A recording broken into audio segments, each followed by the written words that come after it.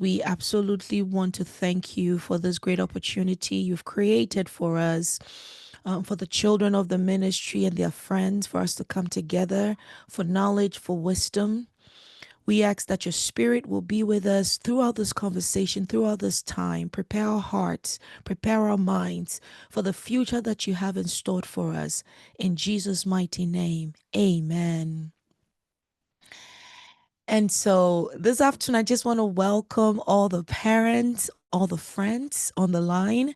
Thank you once again for taking time for today's Woman Rediscovered College Prep and Q&A session. I think for today, our goal is very simple. And the goal for today is to help our teens prepare their minds and their heart with some level of wisdom, clarity, confidence, and Christ centeredness, right? Towards the future that they would all have to face in a few years to come in college. And for today's conversation, I am so proud and so excited to have here with us our own nephew, Alvin Tete-Djawu. Alvin is one of our Woman Rediscovered young adults right now because he's in college, so he's no longer a kid.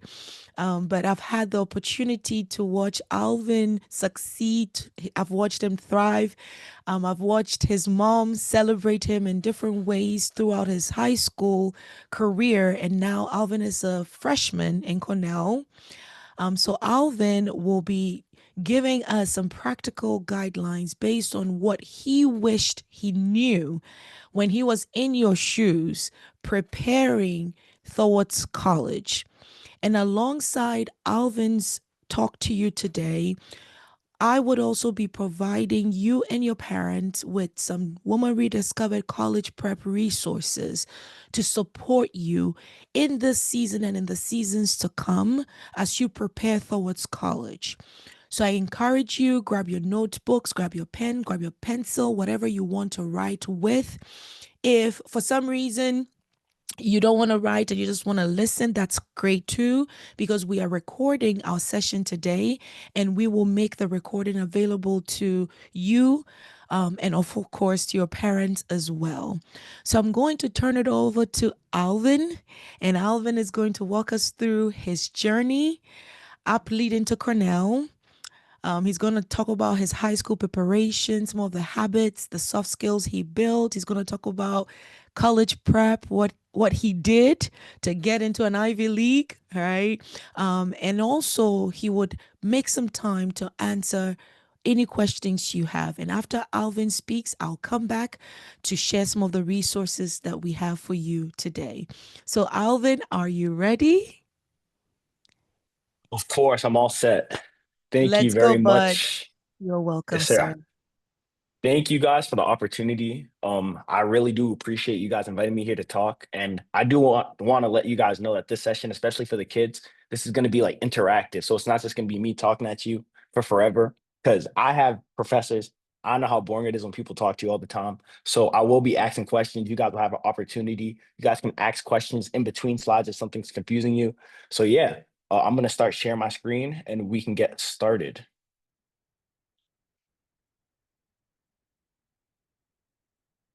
Mhm. All right. So this is my college preparation Q&A session, and this is presented by the Women's Rediscovered Youth Ministry team alongside by myself, Alvin Tete-Djawu. All right, so a little bit about my background. So who am I? First of all, I wouldn't be here without God. I'm a child of God. First of all, I'm thankful for all he's done. I couldn't do anything I have done without him. Next of all, with regards to my academics, I'm considered FGLI. FGLI references first generation and low income. So a first generation student is the student who is the first in their immediate family to go to college, which means both of your parents haven't attained a 4-year college degree, which happens to be the case for my instance. So I would be considered first generation. I'm a Ghanaian American undergraduate student as well at Cornell University currently. I'm the oldest of three. I have two younger sisters, KJ and Renee Titijo, who both happen to be in this call. I'm a native of Worcester, Massachusetts. I know we have a lot of representation from a lot of different places. I know we have a lot of people from Ohio, people from Minnesota, people from Boston. So it's great to know that there's a lot of people here. And I'm currently living in Ithaca, New York. And if you've never heard of that place, I didn't hear about it till 2 months before I came here. So that's all right. So for the schools I went to, I started off going to my local magnet school, Jacob Hyatt Magnet School in downtown Worcester. And a friend of mine encouraged me to apply to the Nativity School of Worcester. And that was a big shift for me. I'd say it wasn't a school that I was used to. First of all, they required me to wear a suit and tie, not a suit and tie, well, a tie and a button down every day for my uniform. Um, it was long hours from 8 in the morning to 6:30 p.m. in the afternoon. I had to be at school. It was a big shift. I didn't really want to apply, but because my parents encouraged me, they talked me through it, making me see that it would be an opportunity to grow as a person. I decided to apply. I got in. I went there. And in attending the Nativity School of Worcester, I was blessed to receive a scholarship to attend Worcester Academy, a school that I otherwise wouldn't have been able to attend financially. So I was able to go there. That was a great experience. And I'm currently attending Cornell University. I'm in the Dyson School of Applied Economics, which is the business school of the campus. So if you guys have any questions about any one of these places, especially regarding college, any questions about business school in general, or if you guys want to go to Cornell University, you guys can feel free to talk to me, reach out to your parents. You guys can get my number.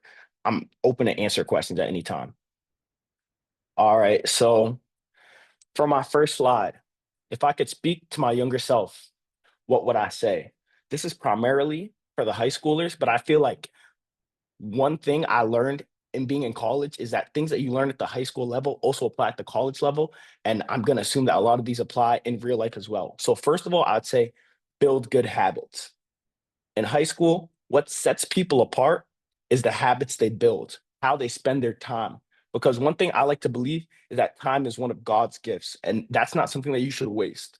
Because if you spend a dollar, you can always get a dollar back. If you give someone your phone, you can always get your phone back. Time is something that you can never get back. And if you find a way to get time back, I would be very impressed because no one's ever done it, and I don't think anyone will ever do it. So you have to use your time to build good habits. And in high school, this could be studying on time for your assessments. This could be, for example, making sure that you're spending your free time wisely. For example, not doing things that you know you're not supposed to be doing. I'd say this can even be something as simple as waking up early in the morning. I wish this was a skill I built in high school. That I'm here not to just talk to you guys about things I did, but things I didn't do. High school, you can ask my mom, my sisters. Oftentimes, I'd be the last one out of bed. And coming into college, I can't lie. My attendance the first week of school wasn't great because I ended up showing late to a bunch of the classes because that's not a habit that I built in high school. But I began to build that habit in college. So I'm here to let you guys know that you have to start building habits now. Once you get to college, they don't magically appear. You have to start in high school. All right. Next, I'd say you have to learn how to learn. And this is the number one skill that I'd say I've had in my life. Because before you can do anything, you have to learn how to do it. And how well you can do whatever you're trying to do depends on how you learn it. For example, when it comes to economics, which I'm in, I have a class called AIM 2200. And essentially, the class, every 2 weeks, we have case studies to write. And what a case study is the teacher presents us a random business. It could be fictional, it could be real, gives us a problem with three alternatives. We have to read through about 40 pages, um, figure out what the best alternative is, and write a paper. And normally we have about a week for each. For my first case study, I just want to let you kids know my first grade in college was a 37% on a case study. To be fair, the class average was a 30, so I was above the average. But the fact that the class average was a 30% should let you guys know that college is about growth. You have to learn how to do new things that you're unfamiliar with. And so first time I wrote a case study, I got a 37% because I was unfamiliar with it. And after the first case, this is again what set people apart in class. People who decided to take the time and figure out what's the best way to learn how to do this. What some people did was not do anything, get the next one, fill it out. Maybe they got a 40%. What me and some of my other friends did was we decided to first of all go to office hours, which in college is a time to be able to talk to professors, talk to older students about how to do well in the class, talk to people who went through the experience. So, for example, some of my older friends who took the class 2, 3 years back, asked to see what they were on their papers. And also going to talk to the professor, just asking, hey, what are you looking for here? What parts am I missing? And in doing that, I was able to improve my over double my grade because I knew the right way to go about how to learn how to do something new. So one thing I'll encourage you guys is that you guys don't have to know everything. No one knows how to do everything. But the people who tend to succeed the most understand what they don't know and know the methods that work for them to be able to understand it better. And for me, that method is asking people who've been in those situations before. For you, it may be different. It may be experiential learning, going through it again, seeing where you mess up, trying again. It might be YouTube videos, might be reading a book, but all you need to do is learn what works best for you, how you retain information the best in your mind. I'd say this is the number one skill that's worked for me. And below, I have some options. I have note taking, active listening, asking thoughtful questions. One thing I will say to the younger students is one of the most important skills I've seen on this campus is asking thoughtful questions. The people who end up with the best grades in class, who have the best connections, ask questions that are meaningful that don't have a simple yes or no answer. And asking thoughtful questions shows that you analyze what a person was talking about, shows that you really care, and shows that you actually want to learn and grow. And also have reviewing your material constantly, especially for your high schoolers. Please don't wait till the last day to study for math tests, for English papers, things like that. And second of all, oh, sorry, last of all, I have to learn through teaching. One way that I like to learn is to explain concepts to a friend of mine. And what I tended to figure out is that if I can explain something well, then I really understand what I'm trying to talk about. But if I'm trying to explain something to you and I don't understand it at all, and I can't break it down at a simple level, then that's something I should probably go back and try to learn again. For example, I was able to break down to you guys what a case study was, which shows that I've really grew since my first week here and learned what that was. But if someone were to ask me what a case study was, and I were to say, it's a paper where you just like, I guess you just write, then that would show I don't really understand what a case study is. And I couldn't tell you guys that my first week here, but now I can, which shows that I'm learning. Nextly, I would say that in high school, this applies to everyone actually, not just high school, but I'd say you should develop both soft and technical skills. So I'm gonna see if I can get some participation. If you guys don't want to talk, I don't mind because I can't lie. I do the same to my professor. Sometimes they ask for participation, I don't talk. But can someone tell me what the difference between soft and technical skills are? And you don't have to be right; just anything works. Does anyone want to give it a shot? Parents, you guys can answer too if you guys are here.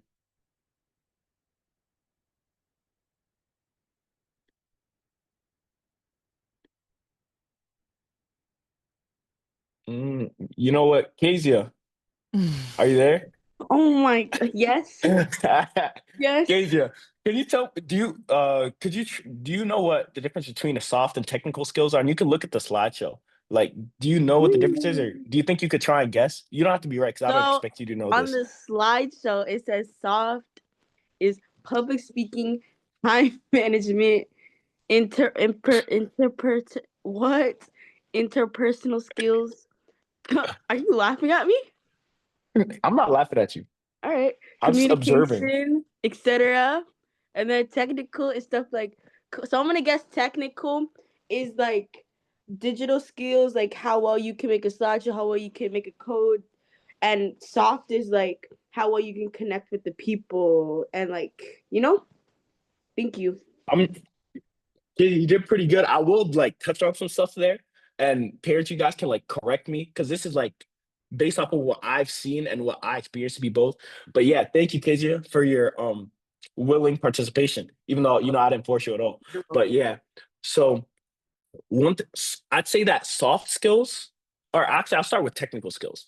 Technical skills are more skills that the way I see it easiest to break down to a high schooler are skills that you would typically learn in a classroom. Skills that, for example, could help you get a job. For example, coding is a technical skill. That's something that you have to learn how to do.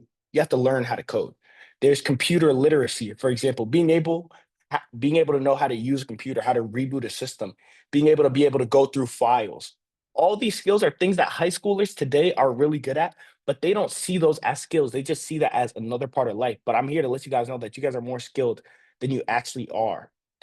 Whereas soft skills, I feel like the best way to explain it to a high schooler more have to do with your interactions with other people and how you manage issues. For example, public speaking is a soft skill, being able to know what you want to say and not just have it in your head, but being able to say that to someone else in a way that they understand. For example, if I was giving this presentation to my professor, I'd give it much differently than if I'm giving it to kids. I'm trying to break things down like more simply and like easier. Compared to if I was giving it to my professors, I'd give like strict definitions of soft and technical skills. And time management, for example, that's another soft skill. Time management, being able to do things not just in a timely manner, but being able to allocate the correct amount of times to things. For example, not spending 5 hours playing video games and then 30 minutes studying for your test, which I'm speaking from personal experience, does not work. Don't ever do that in your high school life. I can't lie. You will not be able to understand the material in that short of amount of time. But I encourage you guys in high school to be able to, for technical skills, to think of things that may interest you that you haven't thought of learning before. One regret I have was not taking an AP computer science class that was offered at my high school. I was thinking about taking it junior year, and I ended up not taking it because I felt that it would be a waste of my time. I felt that I could do other things. I'd be able to go home earlier. I'd be able to come to school later when I had it first and last period. And looking back at it now, that would have been something that even though I didn't end up majoring in computer science, that would have been a great skill that could have broadened my horizon, showed me new different career fields. Maybe it would have been a passion of mine, but I never pursued it, so I'll never know what would have happened. And with soft skills, the best way I'd say to work on your soft skills, I'd say one of the most important ones is communication and being able to talk to people. Because I can promise you, when you get to college, soft interpersonal skills, which is just how well you can talk to other people, relate to other people, with goes with your being able to talk, your charisma. I'd say that that's one of the most important things I've had to develop here. For example, before I even got to a classroom, meeting my roommate for the first time, being able to figure out who gets what side of the room, being able to figure out what goes where, what we're going to have in the room, what we don't. If neither I or my roommate had communication, we would have started off on the wrong foot. We would have gotten on each other's nerves. We would have come across as rude. And that would have set the tone for the rest of the year. But because we both had communication, we talked about things beforehand. We talked about, oh, how the room is going to be set up, who's going to get what side of the room, the rules with, like, if friends want to come over, the rules with, if we want to like play video games on the system, who gets like what time. Because we set those boundaries with our communication skills, we've had no problem so far throughout the year, which I'm blessed to say because that hasn't been the case for a lot of people. And outside of that, in classrooms, for example, my communication skills, the first week I got here, I had to give a presentation worth 20% of my grade in front of 300 people. And I'd say that's one of the core memories I can remember where I really had to challenge my communication skills, not just in giving the presentation, but meeting up with five strangers who I've never met before in my life. And not just that, cultural barriers. There was a girl from Russia, there was a guy from Ukraine, uh, there were there was a girl from California, and there was one girl from New York State, and I was from Massachusetts. So there were cultural differences between us. There were girls and boys. There were people of different races and gender, like things like that. Being able to communicate despite someone being so much different than you is a very important thing that you need in college. Because in college, for example, in Worcester, it was all Ghanaians. People, we call it Ghana Central just for like, we call it Ghana Central because everyone you meet there, they're Ghanaian. My sisters can attest to this. But coming here, being able to interact with new people, that really developed my character. I'd also encourage you all to explore and try new things. I touched on this a little bit, but if I could go back to high school, I'd very much, for example, maybe you want to try and play in the band. Maybe you want to try a new sport, play on the varsity soccer team. But I didn't allow myself the grace to try new things because I felt, oh, my only goal is to go here, go to school and get good grades. That's my only goal here. I'd encourage you guys to kind of branch out of your comfort zones, try new things with new people because growth really happens when you're uncomfortable. And even though being uncomfortable isn't the most fun thing in the world, it's what's going to push you to that next level. And it doesn't have to be just at an academic state. It could be a new team, joining a club. It could be talking to a new person in the dining hall because these small, uncomfortable experiences kind of build you up. I'd also encourage you all to be aware of your surroundings. So in high school, I'm not going to sugarcoat it. High school, people make dumb decisions on a daily basis, especially as you get older in high school. I don't know how many sophomores, juniors, and seniors we have on the call, but as you get into the later stages of high school, that's when people will be inviting you to parties. People will be asking you to go places. People will be asking you to do all sorts of things. And being aware of your surroundings is key because all it takes is one bad decision to kind of change your whole life around. For example, I had a friend in high school who actually almost died in a car crash because her parents told her to come home. She decided to go to a party where she knew she wasn't supposed to be, and she almost crashed. She ended up crashing her car. Where thank God she survived. She was okay, but because she wasn't aware of who she was spending her time with, she wasn't aware of her surroundings. She almost changed her future in a very terrible way. I'd also encourage you guys. These last 4 points are all together. I'd encourage you guys to enjoy the high school experience. I can attest that when I was in high school, I talked so much about how I want to go to college, explore the world, and I'm here now. And now that I'm here, all I'm talking about is I can't wait to go home, can't wait to sleep in my own bed, can't wait to go eat my mom's jollof rice. So I'd say you guys should enjoy being home right now, enjoy being able to go to a fully stocked fridge, enjoy the fact that your mom can make you a banquet and all the good stuff. Because I don't have that right now, and I'd say it's a struggle when at 1 a.m you're just staring at your wall, knowing the dining hall is closed and there's nothing to do. But yeah, in addition to enjoying the experience, also make sure to focus on your mental and physical health. Make sure to stay in shape. Just make sure you're not stressing yourself. And I'd encourage you guys to think in the long term rather than the short term. When you're making decisions, this is one thing I've tried to implement in my life. Instead of thinking about what would satisfy me in the moment, I think what would make it easier for future me. And for example, today I had to wake up before this and I started working on a case study. Did I want to do it? No, but it would have made it much easier because it's due on Monday and we only have a 3 day turnaround for this case study. So because I worked on it now, it didn't gratify me in the long term, but it's going to make it much easier Sunday afternoon when I can rest when my classmates are scrambling to write. All right, I'm going to go to the next slide. So now I'm going to focus on key aspects of college preparation. Oh, yep. I do have a question on back to the last slide. Oh, yeah, Um, I got you. so I did see one of the points where it said focus on your physical and mental health. And I feel like that's like one thing that's not like really talked about now, especially in this generation, Mhm, like mental health. And I feel like I'm not gonna say I struggle with it, but I feel like that's like something I really like want to talk about. Like when you're in college, like how do you like manage your time, your mental health, make sure you're okay? Because I know it's really stressful. I've seen my sister go through it, and I know like I'm already pretty stressed out at my age. Like, I'm 17. And I know like once I get older, it might get worse. So like I just want to know like mhm. how do you balance everything and like just make sure like in the end like you're okay like with your mental health. Thank you so much for that question. Could you remind me of your name again? Peniel. Thank you so much, Peniel, for that question. What I'm going to tell you is this very simple solution that I found works. And I'd say keep God first. Like I said, my first week here, I got thrown into a random presentation group. I had a paper. I had 2 presentations due that week, and I had a lot of meetings. Mind you, I was still trying to organize my schedule. And my first week of college, I was genuinely considering, why am I doing all this? Like, I would have headaches for looking at my screen for hours, trying to figure out how to write a paper I've never written before in my life, trying to talk to random people saying we should meet like Sunday night at 10 p.m. to work on the project since we have no time during the daytime. It was a lot going through my mind. And I sat and asked the question, why am I doing all this? And I have to admit, my first week of school, dropping out of college was a thought that genuinely crossed my mind. So when I asked myself, why am I doing all this?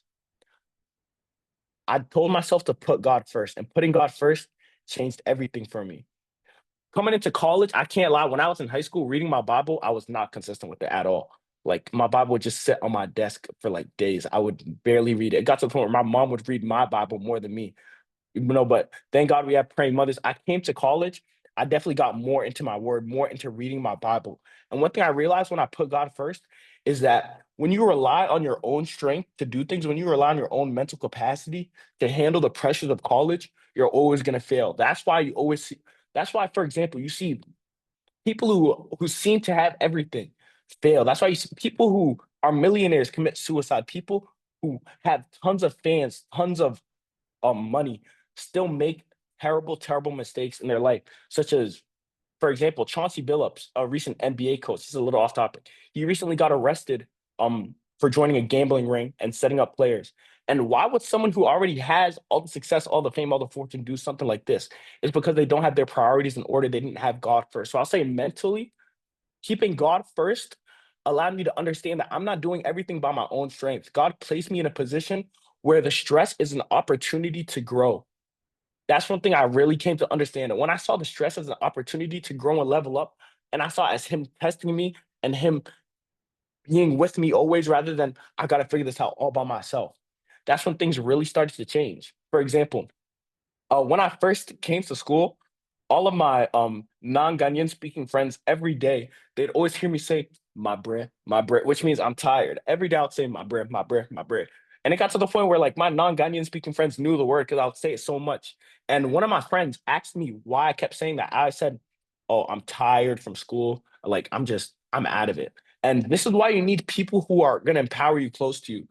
What she told me was, Loki, it's an opportunity to be at Cornell University. People pray to be in a place like this. People who are much more qualified than me apply to be here and don't get in. So why are you just not embracing the full opportunity? And so being surrounded by people who push me to be better, along with putting God first, really allowed me to better understand that I can't do anything on my own. You need God. You need to be able to pray. You need to be able to read your Bible, even if it's not for 12, like 3 hours a day. Like the things my mom was doing back at the house, I don't think I'm there yet. But still, being able, little by little, being able to build your faith incrementally, I feel like that especially helps with my mental health. And that's the reason why I'm still in college today. And that's the reason why I'm thankful to say I'm not very stressed. I'm not going to say I'm not stressed at all right now, but I'm able to handle my workload because I know it's not just me doing it with me. I know the Holy Spirit's walking me through. I know God's with me. And I see another, thank you once again, Peniel, for the question. I really do appreciate it. And I see Andrea has a question, so you can ask that. Hi, Alvin. Thank you so much for spending time with us today. And I just wanted to add a little bit to what you just said about putting God Mm, first. And that's really, really, really important. And I just wanted to share with the people on the platform that life can get stressful, even for you as kids. For adults, it's like we're juggling a whole lot. But like you said, the scripture has a whole lot to help us navigate this. And I just wanted to share these few things that personally helps me. That one of the things that I go to in my time of stress and when I'm going through so much, Psalm 23 is a very good verse. It's short, but it has a lot of things. Even the first line says, "The Lord is my shepherd, I shall not want."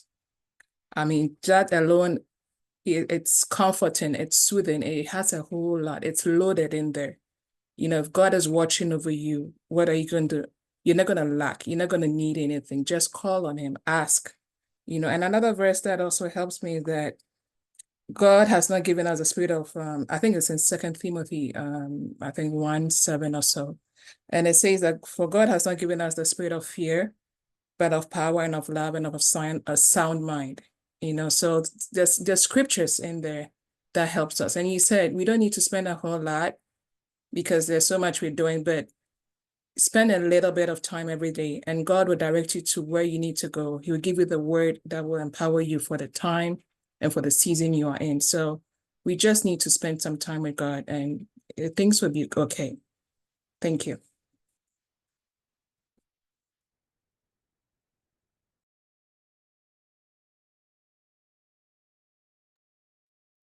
Alvin, you're muted.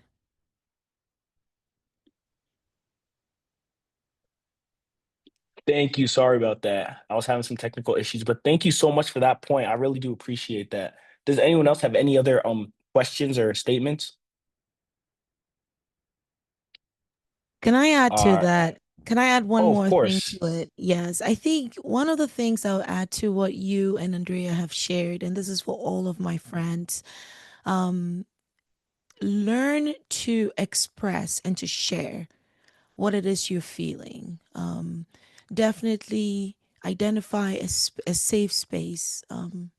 Parents, me, right? Learn to talk, because more often than not, a lot of our young people are internalizing everything. They're not sharing. And one of the things about life is when you are trying to figure it out by yourself, internalizing, and you are not able to figure it, it gets to a point where you literally implode, right? You implode, you become depressive, and sometimes something as simple as sharing with a trusted person, letting them know what you're going through, letting them know the workload, the stress, all of the relationships you're having to navigate, and reaching out for help can definitely add to being able to maintain that mental health and thriving right now in high school and then also beyond. Thank you so much for that. Does anyone else want to add on or? I'm not seeing any more hands, so I'm gonna go to the next slide. But you guys feel free to raise your hands. I'm yeah, I adjusted my screen so now I can see when people raise their hands. So yeah, that should be good. But thank you guys so much for the insights. Now I'm gonna go over some key aspects of college prep. This is for parents and for students. And I think one point that I didn't put on here that I'm going to start with, based off of the conversation we just had, was to make sure to have a support system. I'll say, first of all, for me personally, I'd say that was my mom and my aunt Rose definitely were my main two supports in the college application process. Without them, I couldn't have done it. I would have made some very poor choices with school choice or selecting what schools to apply to. I might have not applied to some schools because I didn't think I could get in, but because they encouraged me, because they were with me in the process, um, I feel like it really made school selection much easier. So make sure to have a support system. So for this slide, I'm going to start off with encouraging all the high school students to have a smart school selection. So what I mean by this is I want you guys to work to make a list of schools. It doesn't have to be finalized, but a first draft of schools. And your first draft doesn't have to be much, but as you narrow the list of schools down, you should begin to tailor schools to priorities such as academic fit, the location of the school, the size, the cost and financial aid is an important part because some schools are much more generous in giving scholarships than others. And if you can't afford to attend a school, it'd be very challenging to put yourself $400,000 in debt over 4 years and trying to make that back working. I'd say also look at the culture of the school and the extracurriculars. For example, I know hearing the culture of the school might be kind of confusing for the high school students, so different schools have different cultures, I'd say. Some schools are known as party schools. For example, Penn State, that's a very large school. It's considered a party school. Um, let's see, another thing you could talk about with the cultures of the schools. Could maybe you want to go to a great sports school. Maybe you're an athlete interested in playing college basketball or soccer, whatever that might be. So that might impact your college decision. Everyone has different factors to look at. And two other factors might be career outcomes. This was one big one for me because I knew I wanted to go to a business school. So I looked at schools that had people who went into fields of business, ended up working in fields where I wanted to work, and alumni. And for high schoolers, alumni is essentially all the graduates and past students of that school. And alumni is really important because people who went to your school will be able to vouch for you when you're looking for jobs and internships. And this is one thing that I didn't know early on in high school. I learned it about junior, senior year because of my Aunt Rose and because of college counselors and people like that. So one thing I'd recommend that all high schoolers do, especially when you're in sophomore and junior year, I'd say for freshmen, more so focus on high school, establishing a good foundation. Start with just the grades, making sure your GPA is good, making sure you enjoy your classes, you're doing well in that sense. But I say once you get past that stage, I would create school lists with three categories: reach, target, and safety schools. And the way I like to think of these are reach schools, first of all, are schools that have a lower acceptance rate. I like to think that is normally below 20% and below, or 25% and below. I consider it a lower acceptance rate. And they have high requirements for their standardized testing. So, for example, the SAT and ACT are two standardized tests. They're tests that students in high school take and submit to colleges when they're applying. and the SAT is on a scale up to 1,600 points, and the ACT is on a scale up to 36 points. So, for example, a reach school might be Harvard University. Is acceptance rate? I'm not sure what it is. If we're saying maybe it's 5, 5 is well below that 20 to 25% line. And in addition, it's SAT. I'm guessing would definitely be in the high 1500s. So maybe a 1550 out of 1600, which is a very impressive score, which is well below the 99th percentile, if not just about the 99th percentile, meaning 1 out of every 100 people who takes a test gets that score. Having those for the average of the school make that a reach school for a lot of people. And in saying this, I don't want to discourage you from applying to schools like that, because I will say Cornell University was a reach school for me. But by the grace of God, I was able to get accepted by building other parts of my application, which I will cover later. Target schools. I'd consider target schools schools where the average for students accepted matches with just about your academic performance. So, for example, if your GPA is around a 3.5 and the average GPA of an accepted student at that school is also 3.5, or if your SAT is a 1200 and the average for an accepted student at that school is a 1200, that would be a target school because you're just about at the mean or the median for the student accepted at that school, meaning that it would be a competitive fit. You're not guaranteed to get in, but you're also not very likely to get rejected. And finally, I would say safety schools are a very important part. I applied to many safety schools. Safety schools is a school where you're above, where you have qualifications regarding your grades and your standardized testing above that of the average student. So, for example, one of my safety schools was, let me think, which one? For example, Bentley University was one of my safety schools. My SAT was above that average and my grades were above average for a student who got accepted to that school. So I was able to apply more confidently to that institution, knowing that I wasn't guaranteed acceptance, but I had a greater chance of getting in. So in case I didn't get into a reach or target school, I had that safety school. And one mistake that I see a lot of people make is not allocating enough of each school to each category. For example, I wouldn't recommend applying to all the Ivies and then one target school. That would not be a very great decision. Even if you are a genius, even if you do have a 1600 SAT, a 300 GPA, that wouldn't be an advisable strategy. I'd advise you to have some in each category. And what I personally had for my school list, actually, I'm not going to go, my school list was a little different because of a program I'm going to talk about later.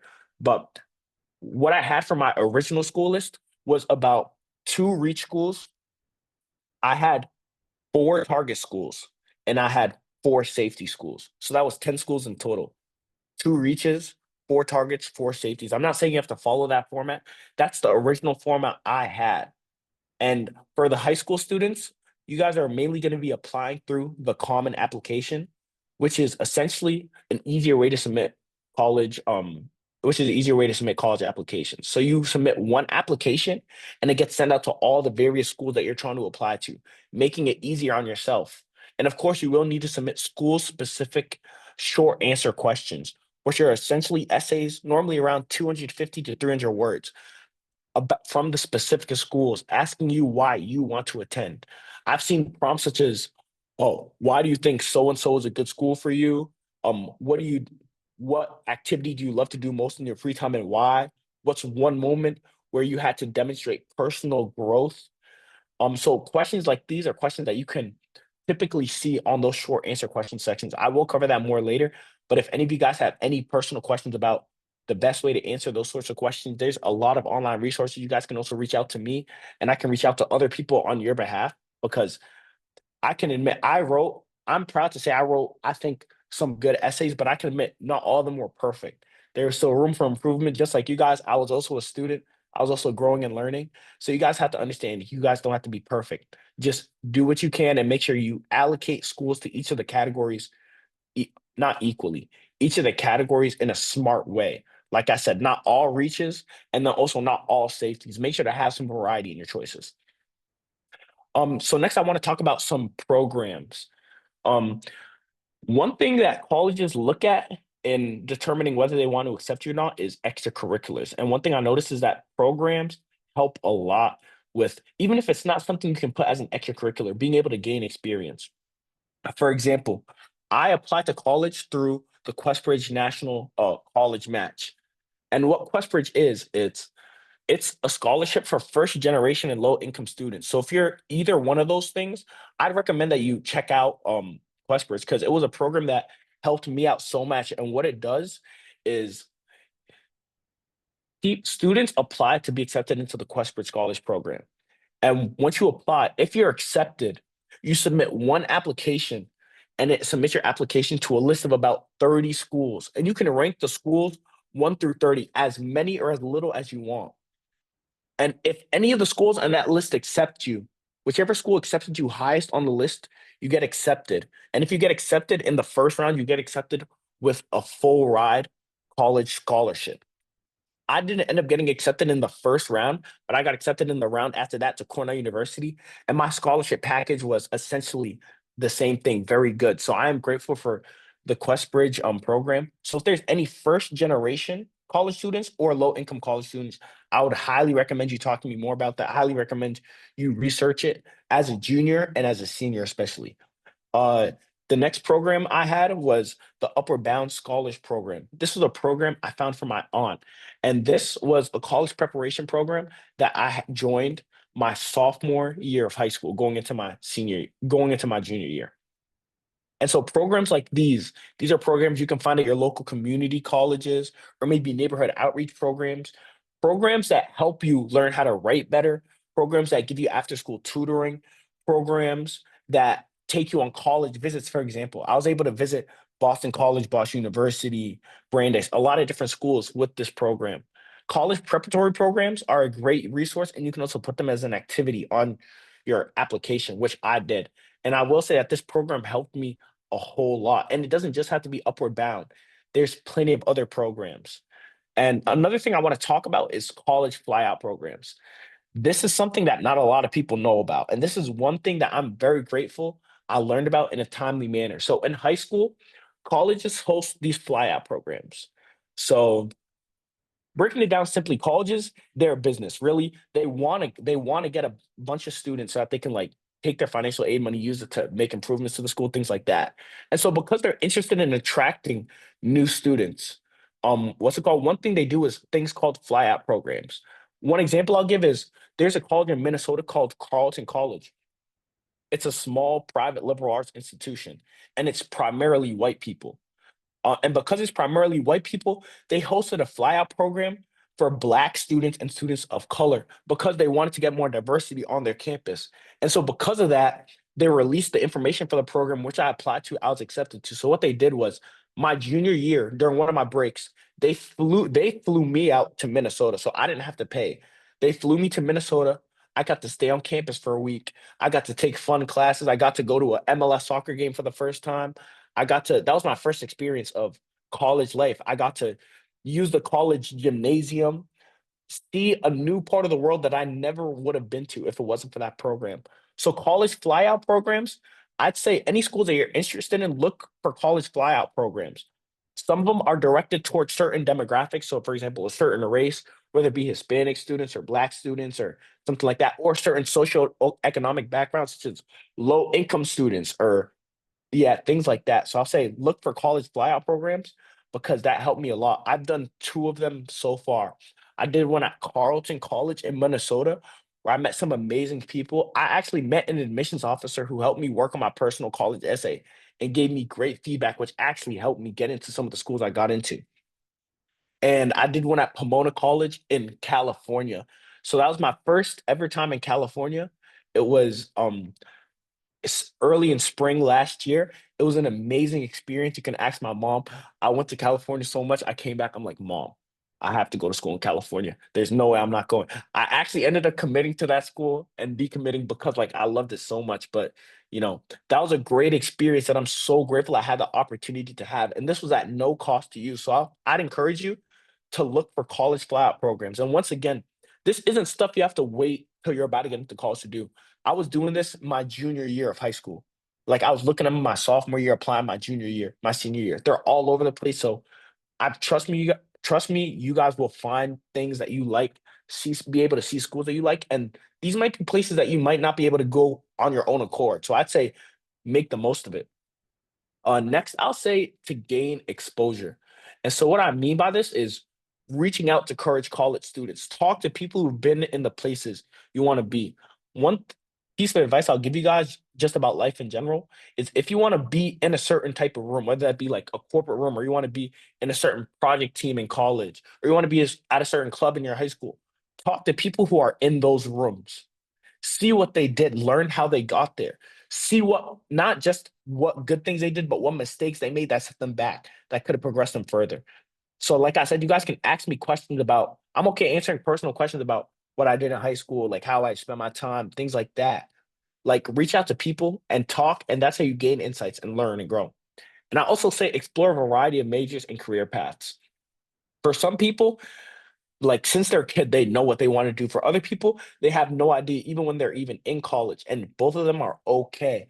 But one thing I will say is it's not okay to not know what you want to do and just sit there and do nothing about it. You have to explore.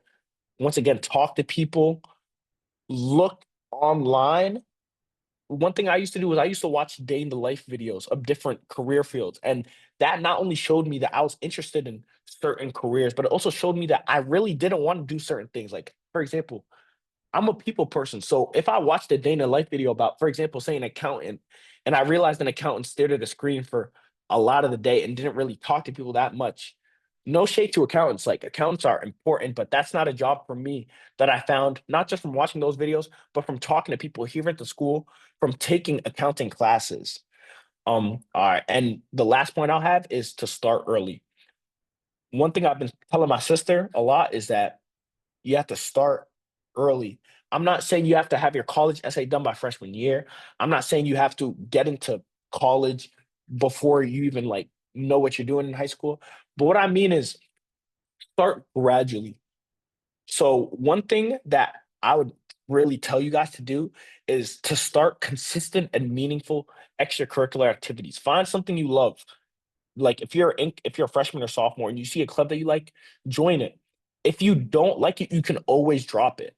But if you like it, that could be something that, first of all, could be meaningful to you. It could help you allocate your time wisely, and also you could put it on your college resume. Because colleges like consistency. I'd say they don't really like to see, oh, you spend 1 year doing soccer, 1 year doing dance, 1 year doing this. They like consistency. For example, in high school, I spent 4 years associated with not college basketball, high school basketball. The first 2 years I played, and then as some of you guys know, I got injured. I tore my ACL, and so what did I do? I didn't just quit. I joined as a manager for the other 2 years. So that 4 years showed commitment to something, even though I wasn't physically able to play anymore, and I didn't want to risk injuring myself again. I became a manager for the team, which I put on my resume and my college extracurriculars. And I'd also say start thinking about ideas for your personal college essay. I personally didn't start mine till about the spring of junior year. But I'll say if you have any ideas, one thing I used to do is I used to have a notes document, just jot down ideas for my college essay.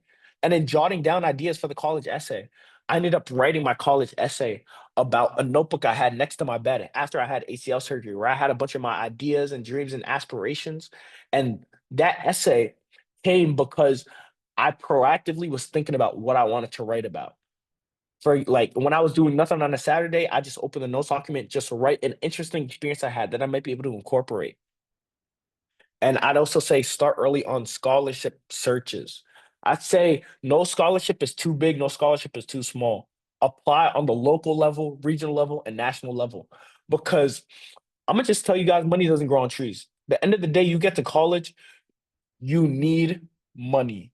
You need to be able to sustain yourself in college. And one of the easiest ways to do this is before you get into college, apply to scholarships that lessen the financial aid burden for you and your parents, because generational debt is a very serious issue.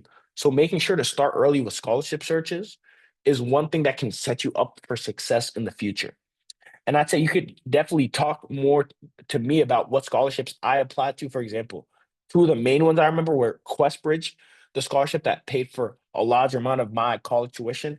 And for example, I applied to a not regional, a local Worcester scholarship that gave me $1,000 a year. And even though $1,000 a year isn't much compared to other scholarships, $1,000, that's $1,000 less than I would have had to pay. So that really helps. These small scholarships really do build up and add up. Does anyone have any questions or statements about this slide before I move on?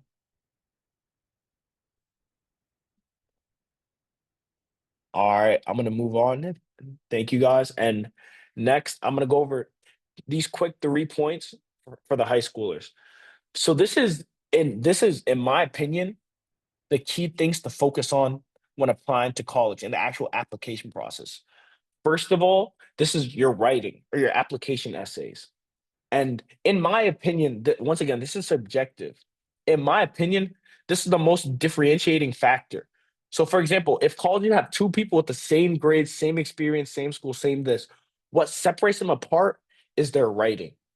And the reason I say this is because when you apply to colleges, college admissions officers look at hundreds of paper a day. In total, some colleges look at up to 10, 100,000 applications. And so to college admissions officers, one thing I put in my mind when I was applying is that in their minds, I'm just a number. I'm not Alvin Tete-Djawu. I'm just student 1024, whatever the number might be. And so what they do is when they look at your writing, they should be able to read what you wrote and be able to say more about who you are. So, for example, even though they didn't know who I was before they read my essays, once they read my essays, they say, okay, this is Alvin Tete-Djawu. This is a first generation low income college student. He's a proud Ghanaian American. He lives in Worcester, Massachusetts. He loves this. He's passionate about this. He wants to do this. These are his aspirations. These are his goals. So your writing should transform you from a number into a person. That mindset, I feel like really helped me improve my writing. Because once again, these college admissions officers don't know you. And when people write, they have a tendency to assume that people know you the way you know you. But really, these people are complete strangers to you. And when you're writing your essays, you have to make them personal. So what one strategy I had was people who, like, for example, weren't too close to me, like not my parents, but like kind of close to me, like maybe a high school classmate. I'd have them read the essay. I wouldn't tell them who wrote it or anything. I'd tell them to guess who wrote it. If they said they guessed I wrote it, and they're like, Alvin, this has to be you who wrote this. That doesn't apply to any of the other 8 billion people on earth. This has to be you. Then I did a great job. But if you wrote an essay that was generic, that said, I work hard, I play basketball, you should accept me into your school. That applies to hundreds of thousands of college students. So I'd say be specific. Don't feel free to get personal, to touch on specific things that only apply to you, because that's what makes everyone unique and beautiful. The fact that everyone has a different experience and colleges want to see that. Secondly, I'd say extracurriculars. I touched on this. Colleges want to make sure that colleges just really don't want robots. They don't want people to just go to school, go home, sleep, wake up, go to school, go home, sleep, wake up. They want you to have things that you're passionate about. They want, whether that for some people that might be sports, some people that might be filmmaking and photography, some people that might be entrepreneurship, making a business. Everyone has different passions. And the thing is, you don't have to copy other people's passions. You just find things that you like to do in your free time. For example, if you like to babysit, that's fine. You can go as far as starting a babysitting business, or you can just keep it like just babysitting your parents' friends. Find things that you love to do. And whatever you do, make sure to give your 100% to it. This is a biblical principle as well. Make sure to don't do things like haphazardly. Make sure to do things intentionally. Make sure to do things with time. Dedicate your energy and your resources to when you do it, because that's what sets people apart. Colleges can tell if you just did something to look good on paper, but they can also tell if you really enjoy doing something, if you spend a lot of time doing it, if you invested your time into it. And lastly, I'd say GPA grades and standardized testing. This is just the basic overview. Colleges, of course, they look at your GPA, your grade point average, what grades you have in each of your classes, and your standardized testing, which is the SAT and the ACT in most cases. So when they combine these three factors, I feel like these are the most important three aspects that determine whether someone gets into a certain school or not. And some schools weigh some more than others. But yeah, I'd say it really depends on what school you're applying to, but I would focus on these three. And for the last slide, I'll just say, what is college really about? I'd say very briefly, it's about priorities. So when you get to college, this is the first time in your life where you're free to do whatever you want. Like, for example, when I was back home, I let it be 7 o'clock and I was in the house. My phone would start ringing. I'm like, yo, man, why are you? You know, but we're not gonna get into that. But for example, here, like I could be out if I wanted to like 5 in the morning. No one's gonna tell me to go back to my room and sleep. So I'd say college is where you see who has their priorities in order. And for you, I'd say, well, for me personally, I'd say college was a chance to get my priorities in order. When I saw I wasn't handling situations the way I should have. For example, when I first came to college and my schoolwork was first, schoolwork was number one. Had to do my schoolwork or else I'm a failure. Having that first, I didn't have my priorities in order. And that led to me being stressed, being overburdened, going back to Penio's comment.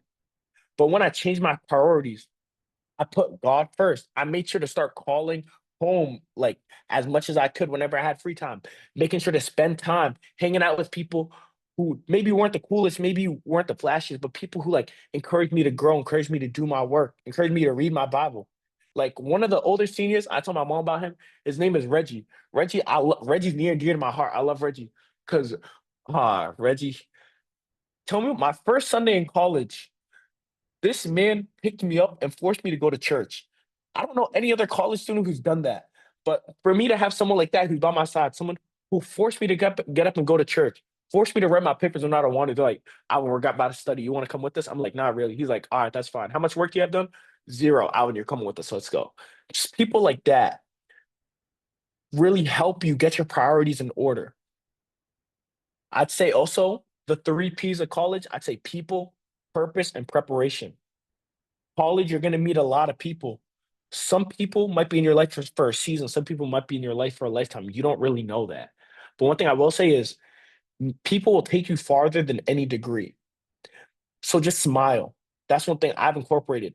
The amount of times people have told me, Alvin, you're so nice. For example, sometimes I get asked to be in project teams, not because I'm the best at writing case studies, but because they know me, I smile. I remember I got put in a project team with the girl. She said, you're familiar. I don't know who you are, but I remember on the first day of school, I heard you encouraging people. I remember it was the first day of school during the project I was telling you about where I had to speak in front of 300 people. I was hyping my team up like a pregame basketball meet. I was like, yo, guys, get your head in the game. We got to lock and we have 5 days to do this. 5 days, 20% of our grade, a 5-page, well, 10-page paper it was. We can do this. We can do this. I'm like, team on me, team on three, 1, 2, 3, team.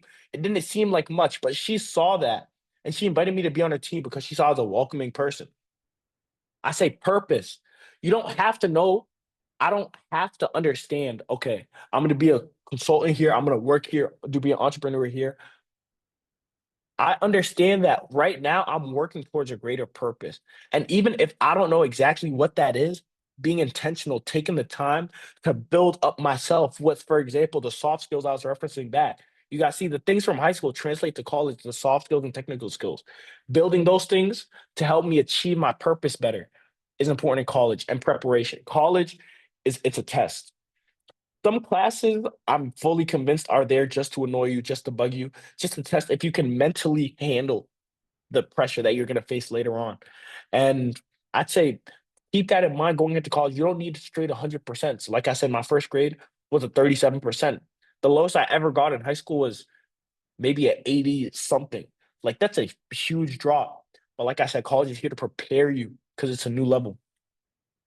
Develop a growth mindset for my high schoolers. Don't get stuck in the loop of thinking. Don't ever be. How do I say it? One of my biggest fears in life is being content. When you're content, whether that be with how you are in your relationships with other people, how you are like financially, this is for all aspects of life. When you're content, you don't ever strive for more. When you're content, you maximize your capabilities. And no one ever finishes life. Life is not a video game where you get to a certain level and you're done. There's always room for growth, there's always room for improvement. So I'd say having a growth mindset is one of the most important things. Make sure to embrace challenges every day.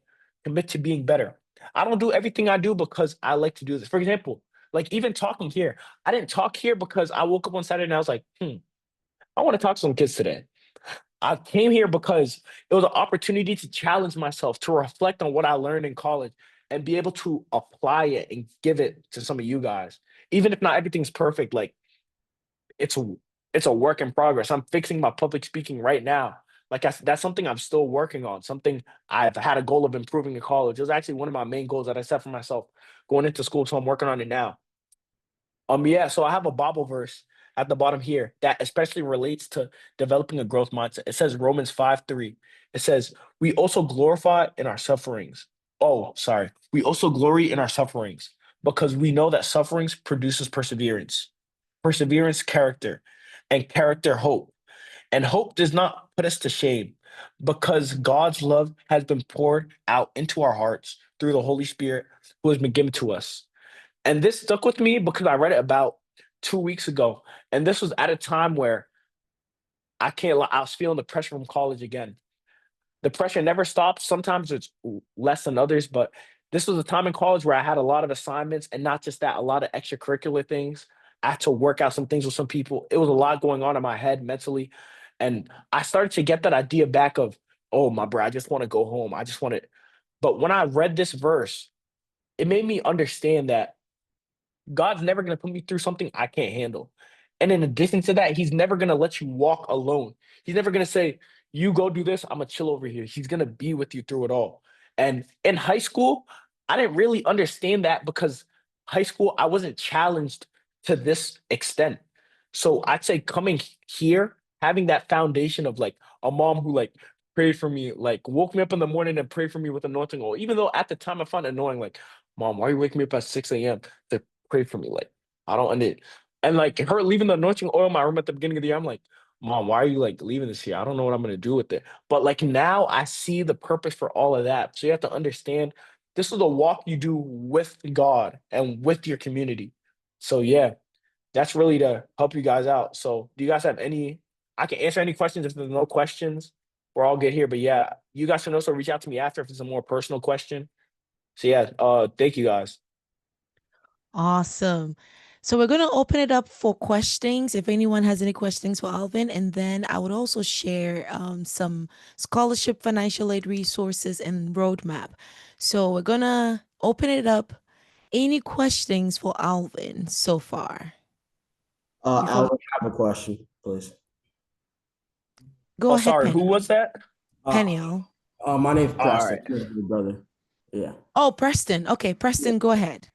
So basically, like I just started high school. I'm a freshman in high school, and Mhm. I was just wondering, like, do you have like any like tips for me, like, by the time I'm a senior in high school, like to get like scholarships and have good grades? Like, do you have any advice for me? Mm.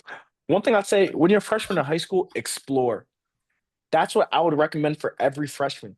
What do I mean by explore? I mean, first of all, in high school, I don't know how your high school works, but normally high school, for your freshman, you have to take your typical English, math, science, all that. Like your learning shouldn't just be in the classroom. You should spend time exploring outside of the classroom. Find things you love to do. For example, my freshman year of high school, I took a video production class. That wasn't some like I'm not a world renowned video producer, but now like I enjoy once in a while taking videos, taking cameras. I've taken pictures on campus before. That's because I explored that my freshman year in high school. I'd say, in addition to that, what's it called? One thing I'd recommend that you do is this is one thing I did at the beginning of my high school journey. I took a piece of paper, like I didn't do it online. I like took a physical piece of paper, pen and paper, and I wrote down goals that I wanted to achieve throughout high school, throughout my 4 years. Because high school, 4 years is a large chunk of your life, whether you understand it or not. That and not only is that a large chunk of your life, it's a pivotal part of your life. High school is where you might be able, maybe in your time in high school, you might, I don't know, you might figure out what you want to do for the rest of your life.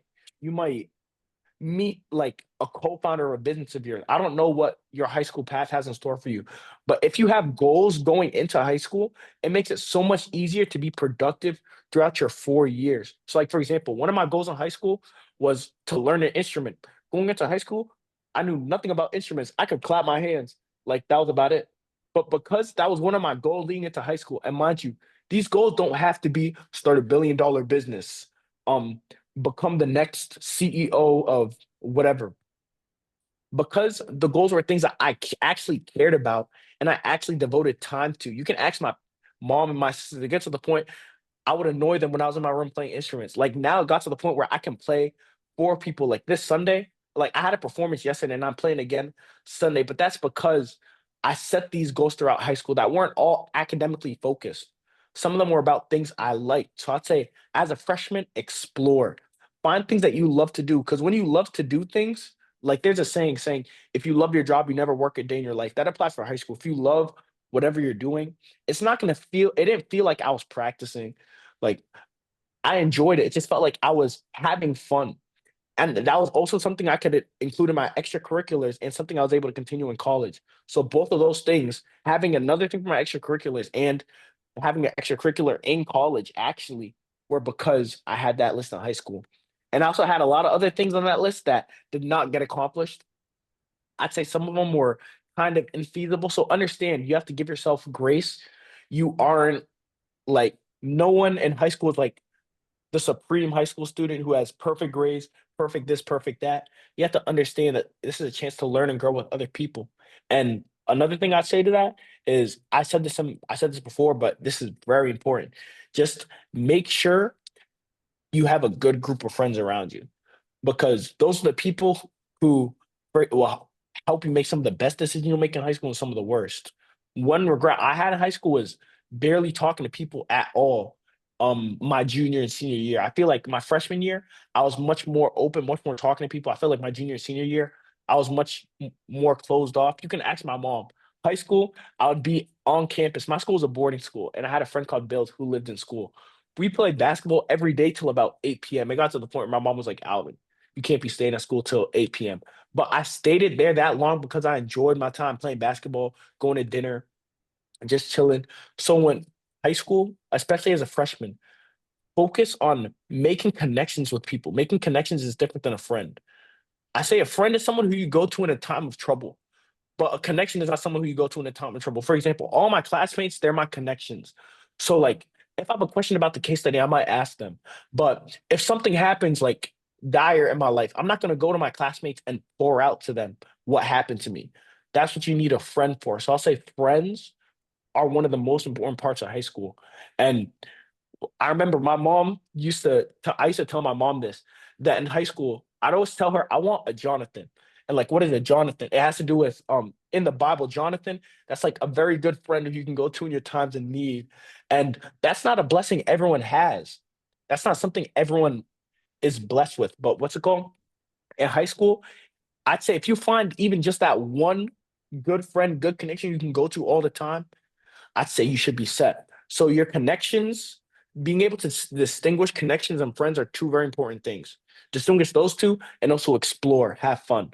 But you should be good. I don't expect you to like make a college. I don't expect you to like apply to colleges or like do all this stuff right now. If you want to start like thinking about what college you might go to, even what parts of the USA you might want to explore, even abroad, like things like that, that might be good freshman year. But I'd say you're set, man. The fact that you're in this call, hearing this stuff now, my freshman year, I wasn't locked in. I can't lie. It was just go to class, go hoop, go eat jollof rice, go to sleep, repeat for a year. But yeah, you should be good.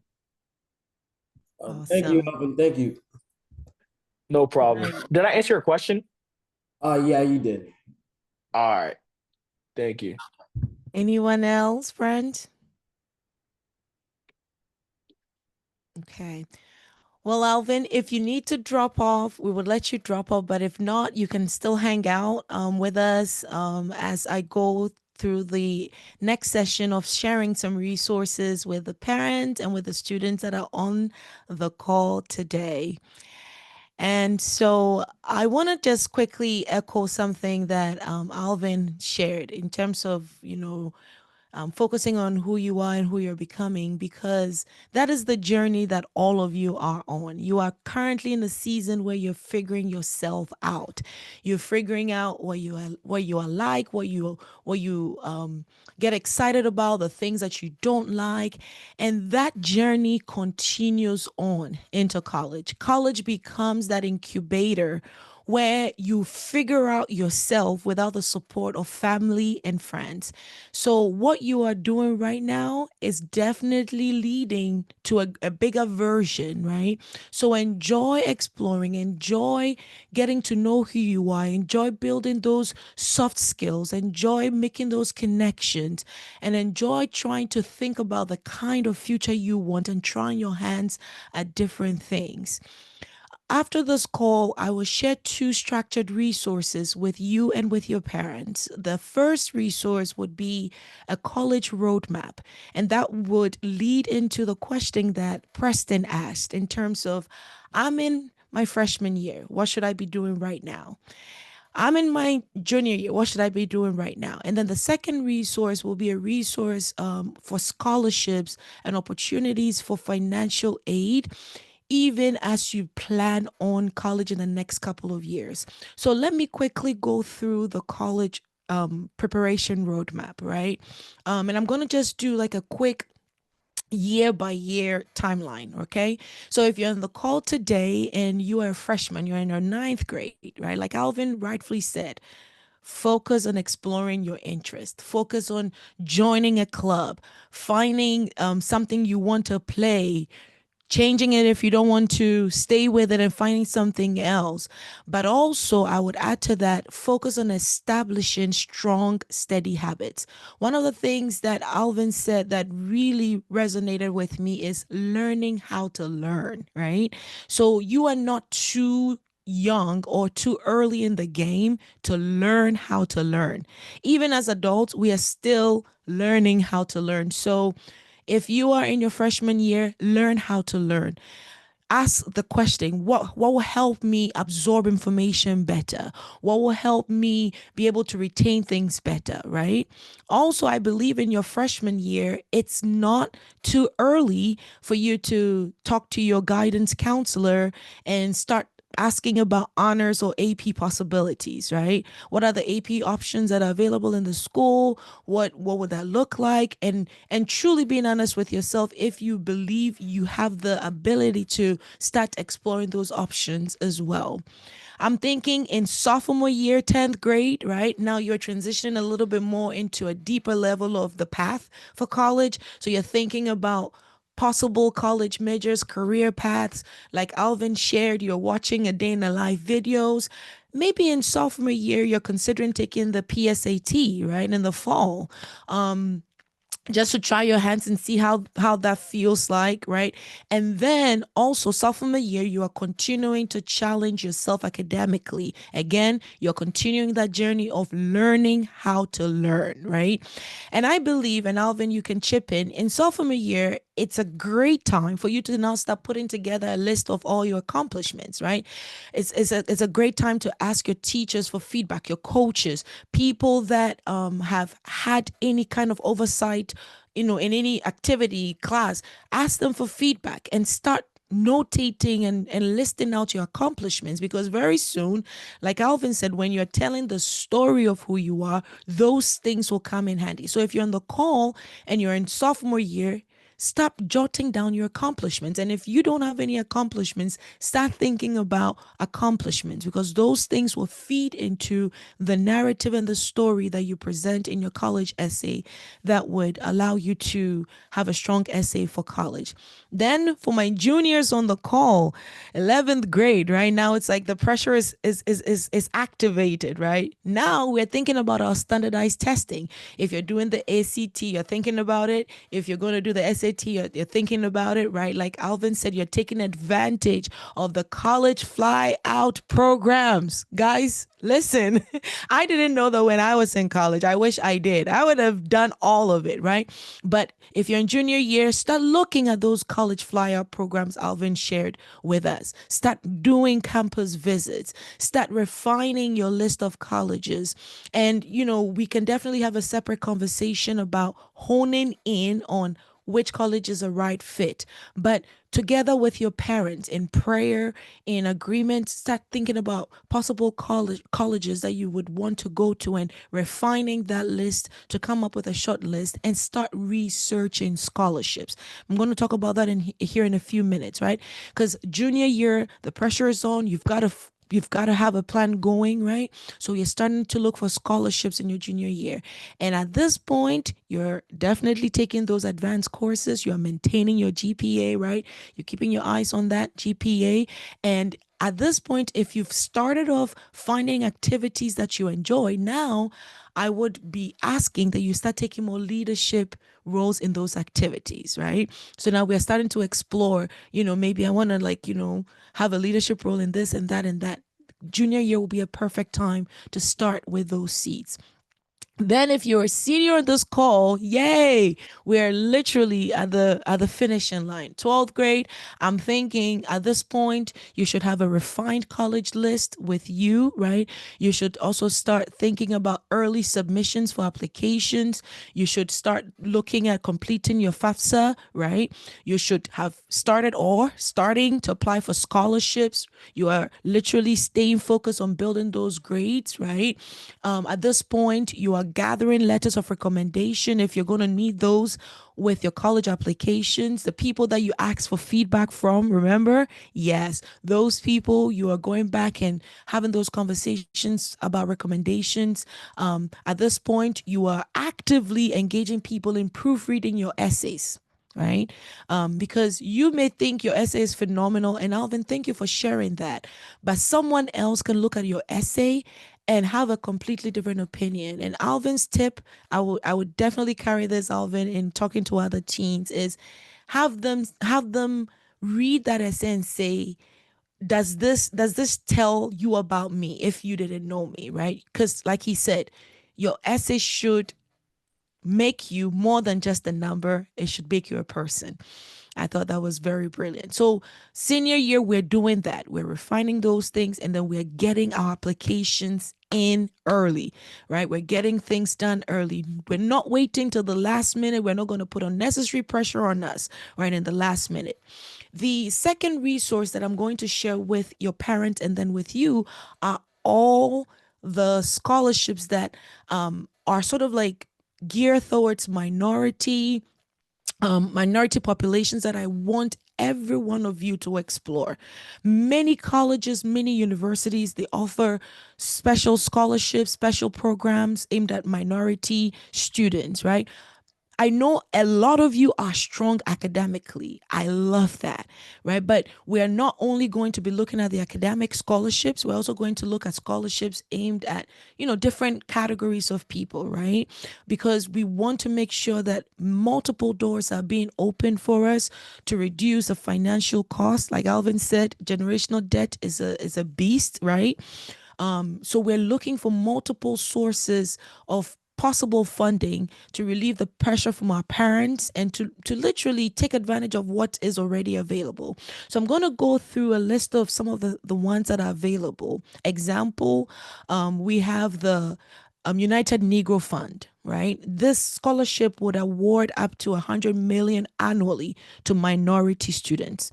I'll share the resource. Your parents will have the link. You can explore that, right? Another one I would want you to explore is there's one dedicated to Hispanics, but of course they've widened the reach to cover all kinds of colored people. So you can explore that as well. We have the NAACP scholarships, right? They have various scholarships for high school seniors, college students. They even have the possibility for you to join the NAACP and just take advantage of some of the things that they do within that community, right? There's also a whole list of other scholarships that I've listed and categorized in a link under Affordable Colleges Scholarship, right? Explore that. There are colleges that would pay you, like Alvin was saying, colleges that are small, that will pay you to come for free just by you being a minority. But of course, we want to do what he said. Our reach schools, we want to have reach schools, we want to have target schools, we have to have safety schools. So when you're exploring scholarships, explore scholarships that will cover all these three categories of schools, right? That you are looking to go to. right? So parents, I'll send you that sheet, please. My ask is that review the sheet with your student, right? One of the things that I would encourage you to do maybe later this week is, if you are a junior or senior, right, create a scholarship tracker with your parents. And what a scholarship tracker would be is maybe an Excel or a Google spreadsheet. And you're going to look for the scholarships that you're targeting, that you want to apply, what their deadlines are, how much funding they would be willing to provide for you, the requirements for you to apply for those scholarships. You're going to itemize all of those, and you start working towards getting your applications in for those scholarships. So parents, I definitely encourage you, help our young ones with that, right? And then of course, if you're in junior senior year, help your teens start thinking about letters of recommendation, personal essays. If they're going to go do the FAFSA, right, parents, we're getting our financial info ready to provide to our students, right? And set deadlines for everything that your immediate student, when I say immediate student, those that are very, very close to the gates of college, set deadlines. We're going to have a 6 month, 6 week, right, timeline. We're going to gather materials 2 weeks before, this before, and use those trackers to track the progress you and your team are making towards getting those funding, those applications in on time. Alvin talked about the Upward Bound program. When I was in college many, many, many moons ago, I was part of the Upward Bound program, but this was the college version. It's called Trio Student Support Services, right? And this was for first generation students. So if you get in the Upward Bound right now, your chances of getting into Trio in college increases. And of course, with the Trio program, they also provide book scholarship, different types of funding and resources to help you. So if you receive the resource deck, find out if there's an Upward Bound program in your high school, right? Go seek information on how to join, when to join, right? Because that has a sister version in college that will continue to support you financially in college as well, called the Trio Student Support Services, right? And then also, as we are looking for funding and all of these scholarships, I encourage parents to help your children look for dual credit opportunities or early college program opportunities within their high school, right? Some local high schools offer this. Classes that will help them earn credits, that would be attached to college for them. The reason this becomes important is because if I go into college with some credits that I've already earned from high school, it gives me a head start, right? And people that come into college with some college credits that they've earned through high school, early college programs, they have more opportunities to explore other things than just the academics. Why? Because some of these credits are being applied to their college education. So ask those questions. Do we have dual credit opportunities for my young one? Is there an early college program for my young one, right? Schedule time with a school counselor. They are there for you to come see them, right? Go to your school counselor with your parents with questions around the dual credit early college programs. Ask your college counselor about summer programs, right? Because after the fall and the winter, we go to the spring semester, we have summer coming. What summer programs do we have for underrepresented students? Be a part of those programs to build up your ability to have a strong story and strong opportunities going into college, right? And then also, some community resource groups also offer mentoring and tutoring programs. So if you're a friend, a teen, you're struggling right now, yeah, I know you could get support in school, but then also when you come home, there's opportunities for you to get support in the community as well. Have your parents help you explore that. Okay, so we'll send these two resources to you.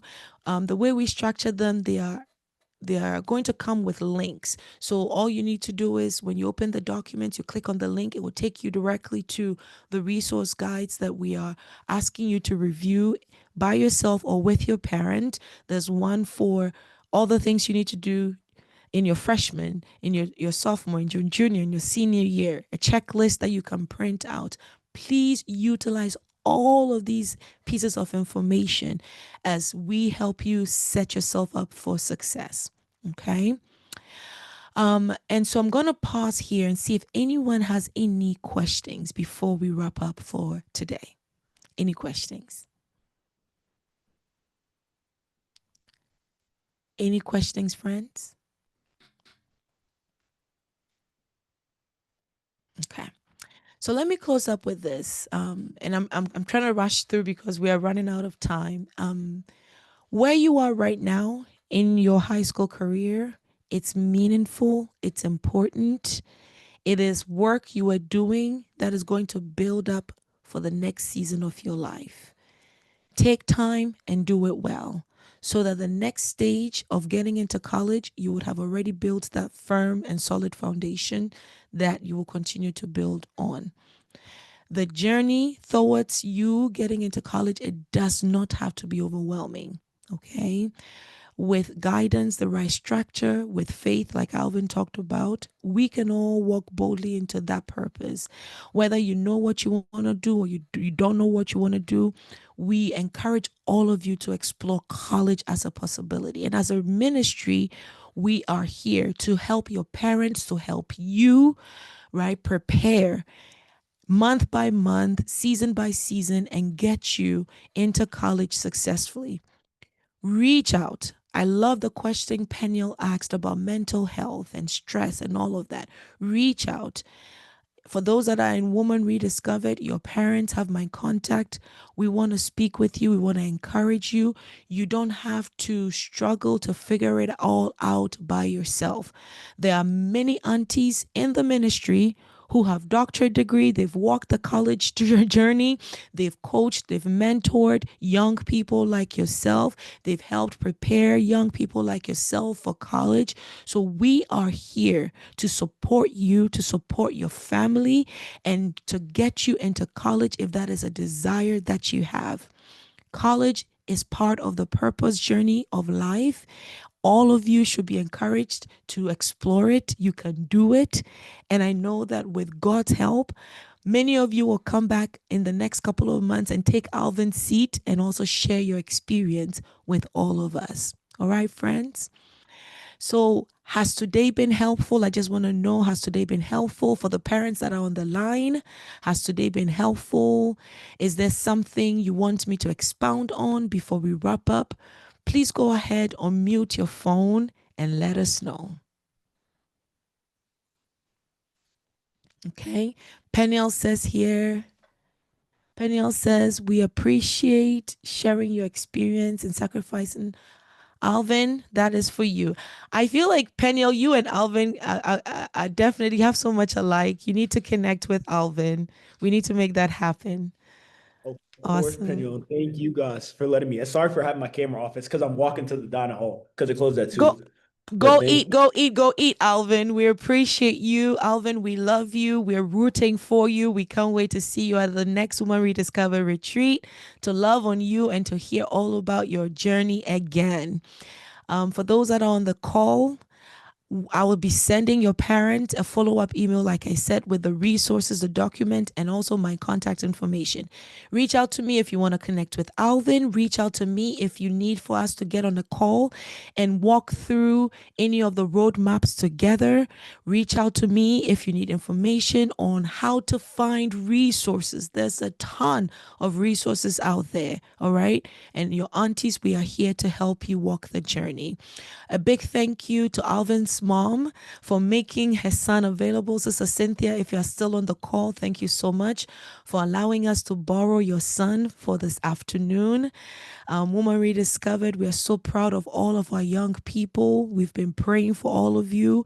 We are rooting for all of you, and we cannot wait to see all of you graduate from high school and to see the wonderful things that the Lord will do with your lives. Have a wonderful Saturday. Again, reach out, reach out, reach out. Have a great weekend, friends. Bye-bye.